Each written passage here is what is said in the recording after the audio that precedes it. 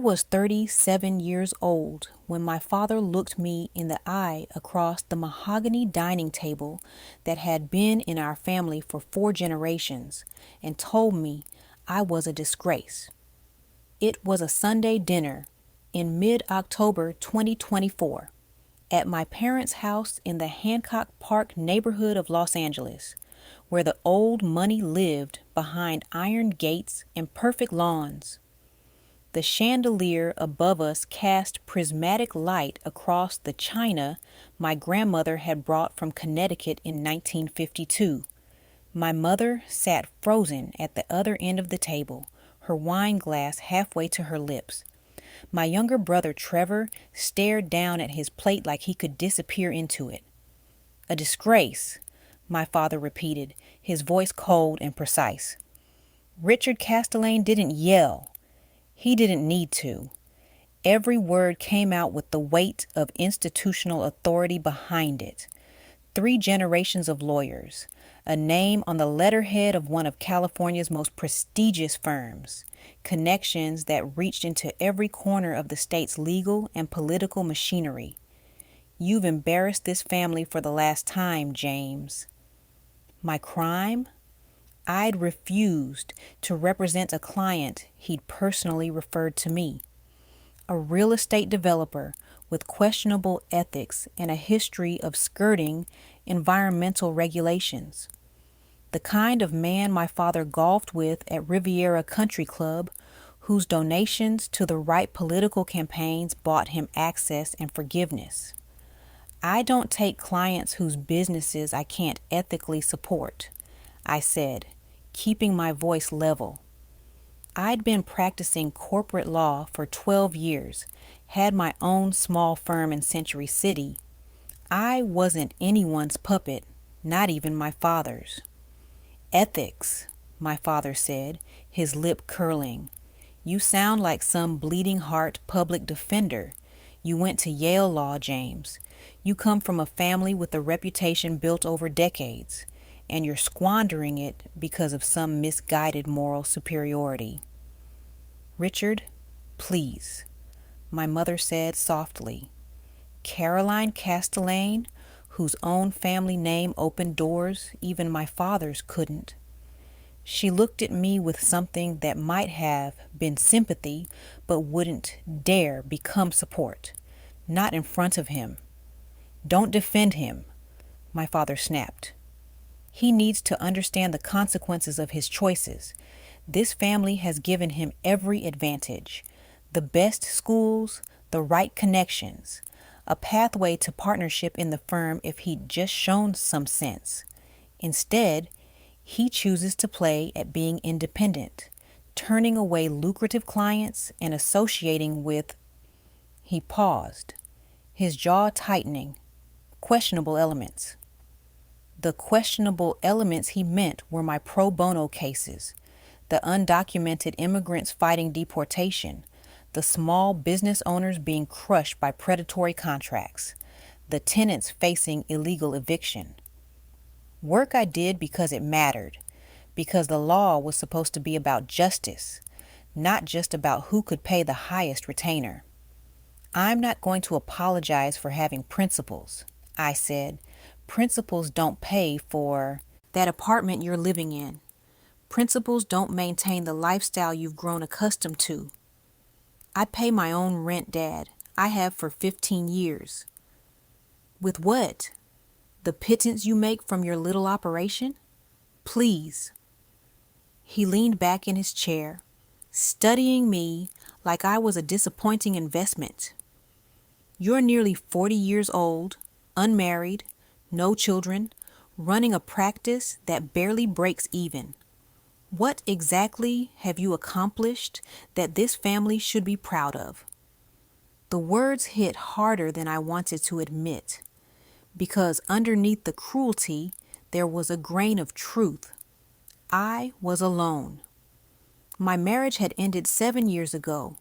My ex-wife, Amanda, hadn't been able to take the long hours and modest income when she'd married a Castellane, expecting a different kind of life. I threw myself into work to avoid the emptiness of my 3-bedroom apartment in Westwood. I was successful by most people's standards, but a failure by the only standards my family recognized. "I think I should go," I said quietly. "Yes, I think that's best," my father agreed. "Don't come back until you're ready to act like a member of this family instead of some self-righteous crusader." I stood up. My mother wouldn't look at me.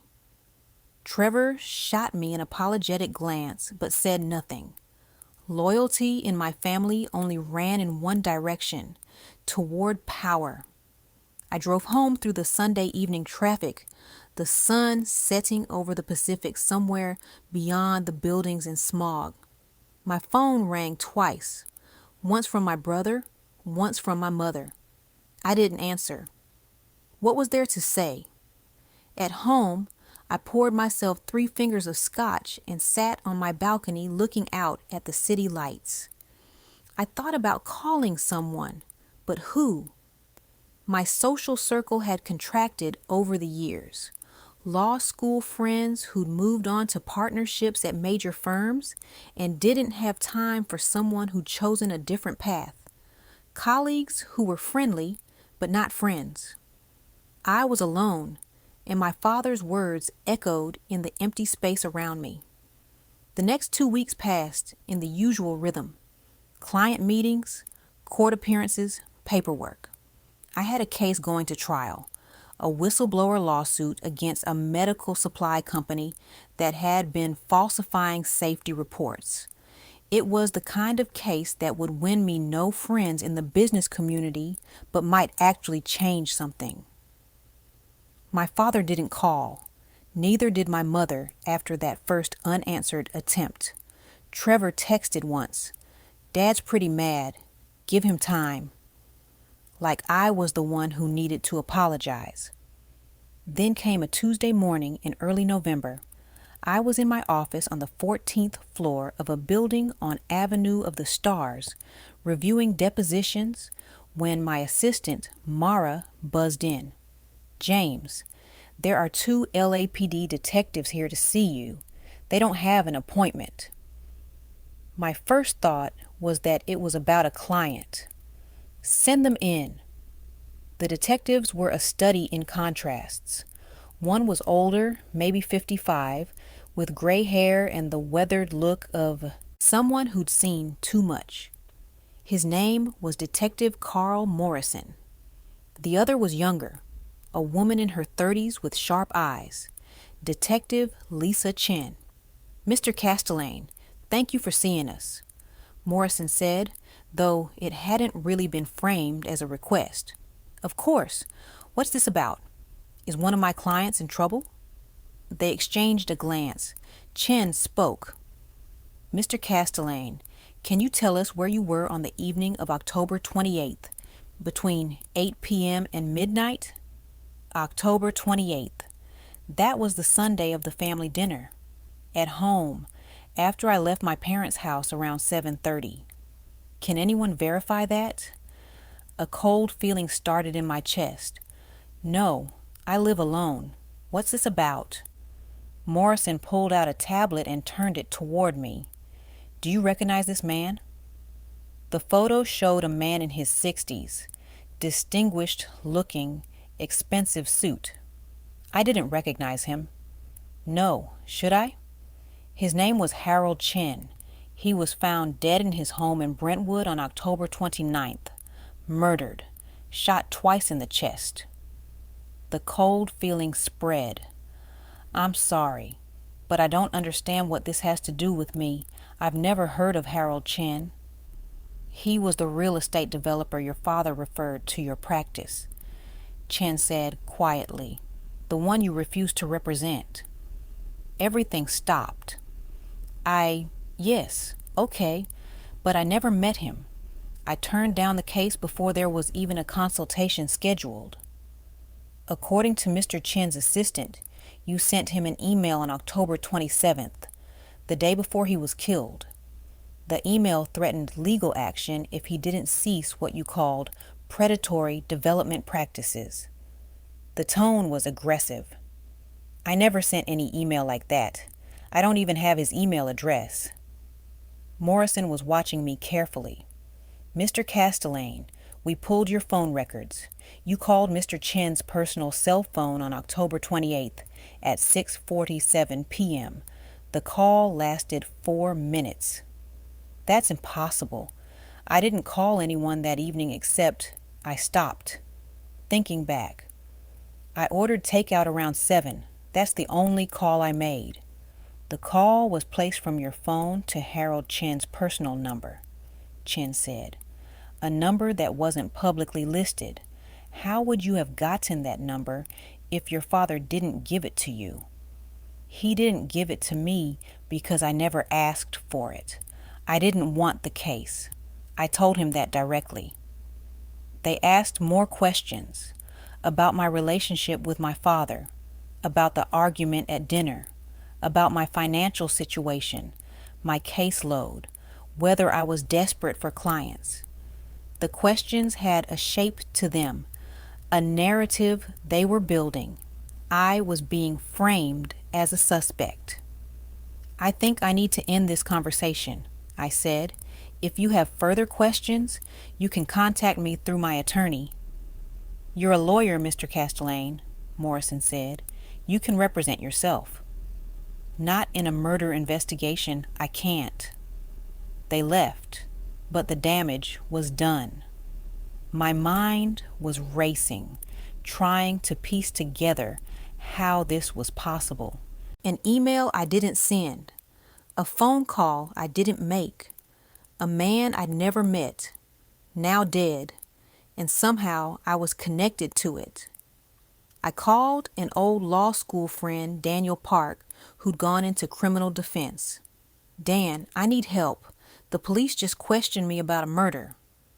There was a pause. Jesus. Okay, don't say anything else to anyone. I'm coming to your office right now. When Dan arrived, I told him everything. He listened with the focused intensity of a good defense attorney, taking notes, not interrupting. They're building a case, he said when I finished. The email, the phone call, someone's setting you up. The question is who and why. My father, I said. The words felt insane coming out of my mouth, but once I said them, they settled into place with horrible certainty. Dan. He called me a disgrace 2 weeks ago. He told me not to come back until I acted like a real member of the family. What if this is his way of teaching me a lesson? What if he's trying to show me what happens when I don't fall in line? Dan looked skeptical. You're talking about your father framing you for murder. That's a serious accusation. He has the resources, the connections. He knows people who could make this happen, and he'd see it as justified, teaching me the consequences of defying him. Or, Dan said carefully, someone else is framing you, and the connection to your father is coincidental. But I knew my father. I knew how he operated. Control and consequences, always consequences. The investigation moved forward. They obtained a warrant for my phone, my computer, my financial records. They interviewed my clients, my colleagues, people I hadn't spoken to in years. The story leaked to the press within days. Prominent attorney questioned in developer's murder.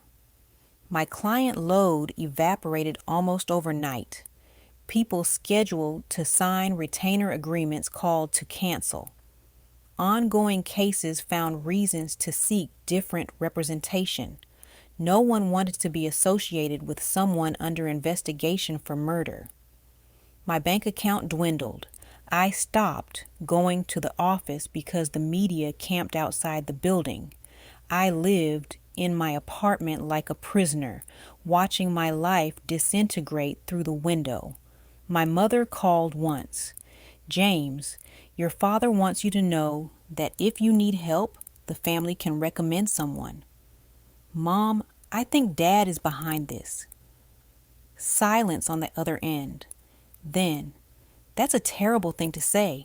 Your father would never, wouldn't he? He spent his whole life making sure everyone knows what happens when you cross him. You're paranoid and stressed. The detective told your father they have substantial evidence against you. The detective talked to Dad. They interviewed him as a character witness. He told them about your anger issues, your resentment towards successful people, your financial struggles. My own father, feeding the prosecution's narrative. Mom, I didn't do this. Then prove it, she said, and hung up. Dan worked the case from every angle. He got copies of the supposed email I'd sent. It had come from an email address that looked similar to mine but was slightly different. A single letter transposed. Easy to miss unless you were looking carefully. The phone call was more complicated. It had been placed from my phone number, but Dan's investigator discovered it had been spoofed, a technique that lets someone mask their real number and make it look like a call came from a different source. It's all digital manipulation, Dan explained. Someone with technical knowledge and resources set this up carefully. But here's the problem. We can prove these things were faked, but we can't prove who faked them. And the prosecution is arguing that you set up these fake trails yourself to create reasonable doubt. That doesn't make sense. Why would I kill someone and then leave evidence pointing to me while also trying to make it look fake? I agree it doesn't make sense, but they're arguing you're not as smart as you think you are, that you tried to be clever and outsmarted yourself. The preliminary hearing was set for early December. The prosecution's case was circumstantial but damning. My father testified, his face grave, his voice sorrowful. He talked about my growing instability, my resentment of successful business people, my troubling statements about taking down corrupt developers. He lied, calmly and convincingly, and I watched the judge's face and knew she believed him. The judge ruled there was sufficient evidence to bind me over for trial. I was released on bail, $500,000 that wiped out every cent I had and required me to mortgage my apartment. December in Los Angeles was a strange thing.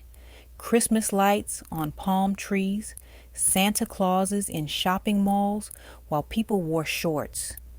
The city pretended at winter while the sun beat down relentlessly.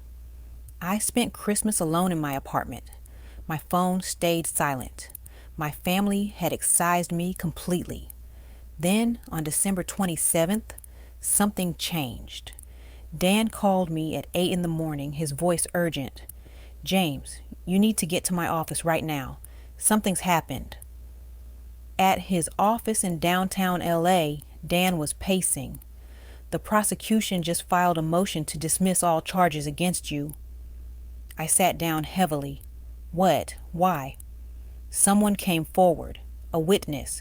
She claims she saw who actually killed Harold Chin, and it wasn't you." "Who?"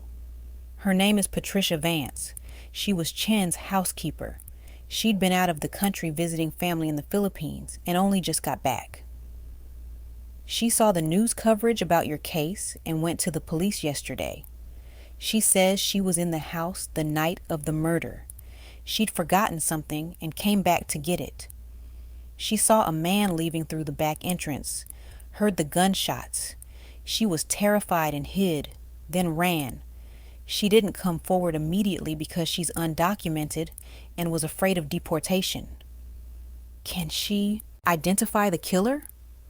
"She gave a description. And James, she says the man was in his early 30s, about 5'10", brown hair. She saw him get into a BMW with a license plate she partially remembered. The police ran it.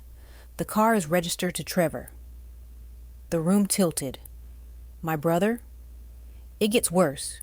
The police executed a search warrant on Trevor's apartment this morning. They found the gun, And James, when they brought him in for questioning, he broke down and confessed everything, not to the murder, to the frame-up.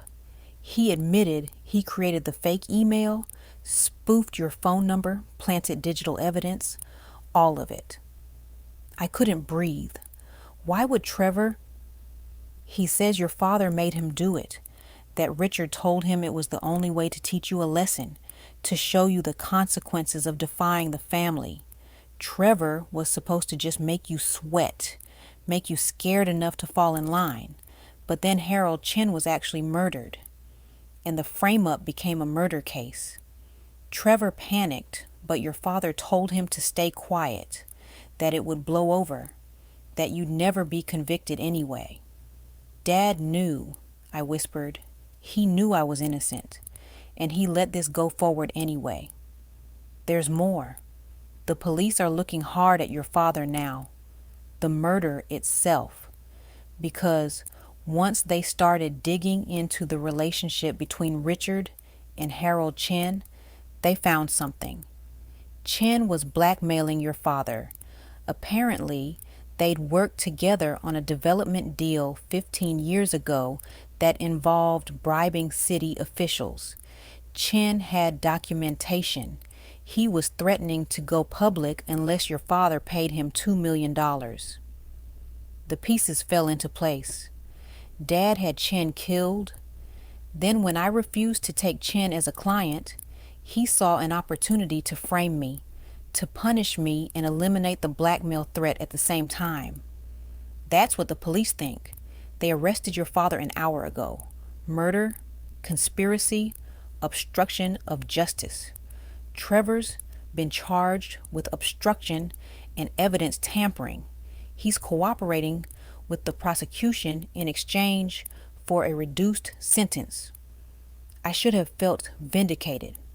Instead, I just felt hollow. The story exploded across every news outlet in California. The prominent attorney who'd framed his own son for a murder he himself had committed. The younger son who'd gone along with it. The mother who'd claimed ignorance, though her phone records showed she'd been in contact with both Richard and Trevor throughout the scheme. My name was cleared, but the damage was total. My family was destroyed. My father would spend the rest of his life in prison. Trevor was looking at 5 years. My mother filed for divorce and moved to her family's estate in Connecticut, where the scandal couldn't touch the carefully cultivated image of old money refinement. I was free, but I'd lost everything anyway. In late January 2025, I closed my law practice. There was nothing left to salvage. My reputation was clear legally, but tainted by association. I was the son of Richard Castellane, the lawyer who'd murdered a blackmailer and tried to frame his own child for it. I sold my apartment, sold my car, sold everything I owned. I took the money and moved to Portland, Oregon, where no one knew my name. I rented a small studio in the Alphabet District, got a job as a paralegal at a nonprofit legal aid organization. I made $38,000 a year and helped people who couldn't afford attorneys navigate eviction hearings and debt collections. It wasn't the life I'd planned, but it was honest. On a Tuesday in March, I was walking home from work along Northwest 23rd Avenue when I saw a man on a street corner. He was maybe 60, dressed in rags, holding a cardboard sign asking for help. Something about him was familiar. I looked closer and froze. It was one of my father's law partners, Marcus Thornton, who'd been at the firm for 30 years. I'd known him my entire life. He'd been at my law school graduation. "Mr. Thornton?" I said, uncertain. He looked up, and recognition slowly dawned. Shame flooded his face. "James, God, I didn't think... I'm sorry. You shouldn't see me like this." "What happened?" "The firm collapsed after your father's arrest. The scandal was too much. Everyone who was associated with him fell too. I lost everything. My wife left. My kids won't speak to me. I've been living in my car for 3 months. I stood there, looking at this man who'd been part of my father's world, who'd benefited from his ruthlessness, who was now paying the price. I reached into my wallet and gave him everything I had, $43. There's a shelter on Northwest Gleason. They serve dinner at 6. Tell them James Castellane sent you. He took the money with shaking hands. Thank you. I'm sorry about your family, about everything. I walked away, and I didn't look back. That night, in my studio apartment that smelled like the Thai restaurant downstairs, I sat on my secondhand couch and thought about justice. Not the legal kind, the procedural kind that happened in courtrooms, but the real kind, the kind where consequences caught up with everyone eventually. My father was in prison. My brother would join him soon. My mother lived with the knowledge that she'd chosen status over her son. Marcus Thornton was on a street corner. The entire edifice my family had built over generations had crumbled because my father couldn't tolerate being defied, and I was here, alive and free, doing work that mattered. I made myself tea and looked out at the rain falling on Portland streets. Somewhere in this city, people were struggling with problems I might be able to help solve tomorrow. Small problems, maybe, compared to murder and conspiracy, but real, important to the people living them. My phone buzzed, a text from an unknown number. This is Trevor.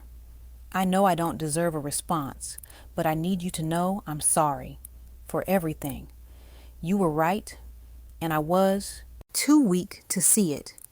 I hope someday you can forgive me. I read it twice, then deleted it without responding. Forgiveness wasn't something I had to give right now, maybe not ever, but I could keep moving forward. I could keep helping people. I could build a life that meant something, not to a family name or a legacy, but to me. The rain fell. The city breathed. I was 37 years old, and I was starting over. It wasn't the life I'd imagined, but it was mine, and no one could take it from me again. I turned off the lights and listened to the sound of water against glass and thought about tomorrow. That was enough.